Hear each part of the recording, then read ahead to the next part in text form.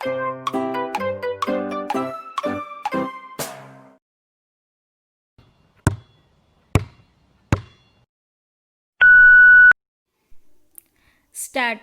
Ladies and gentlemen, I have great pleasure in addressing you this evening. I extend my warm greetings to all of you. I hope that during this year, Tamil Nadu will witness a steady economic growth and rise in the standard of living of the people. You are aware of the law and order situation that prevailed in our state prior to the assumption of office by the present government.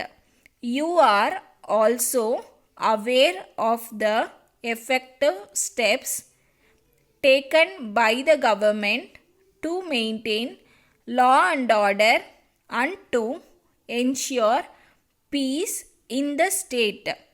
The government proceed with this task as a matter of utmost urgency, infusing a new sense of confidence in the police machinery and encouraging it to fulfill its difficult responsibilities with complete devotion to duty. The people of Tamil Nadu wholeheartedly welcomed these efforts and gave their full support to the various steps taken by the government. As a result, within a few weeks after the assumption of office, the new government was able to control the illegal and objectionable activities of the antisocial elements in the state. While undertaking this task, it was found that the police force needed to be strengthened completely so as to make it an effective instrument against these evil forces and to function as the powerful guardian of law and order in the state. A modernization plan for the police force costing rupees 75 crores was sanctioned, and in the first instance a sum of rupees 10 crores has been released for this purpose.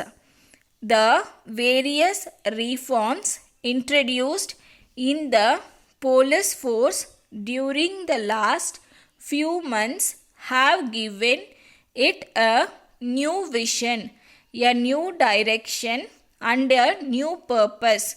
It is a matter of tremendous satisfaction to all of us that the police force in our state has fully risen to the occasion and has fulfilled its responsibilities most creditably, as a result of which we have been able to re-establish the rule of law in the state. The people of Tamil Nadu are aware of the effective steps taken by the government in the matter of Kaveri water dispute. The justice in our demand has been understood and appreciated by one and all. I would request the central government to take necessary steps at a very early date to settle the matter smoothly. I hope and trust that a satisfactory settlement will be reached as soon as possible. Letter from Mrs. Raman Brothers, Gandhinagar, Madras to Mrs. Johnson Brothers, Netaji Road, Calcutta. Dear sirs, we are in receipt of your letter dated the 24th November 1991, and as desired therein we have already sent to you by goods train all the items of wooden furniture required by you. We are sending here with the railway receipt and the invoice for the same. We request you to let us know the condition of the goods sent as soon as they are received by you.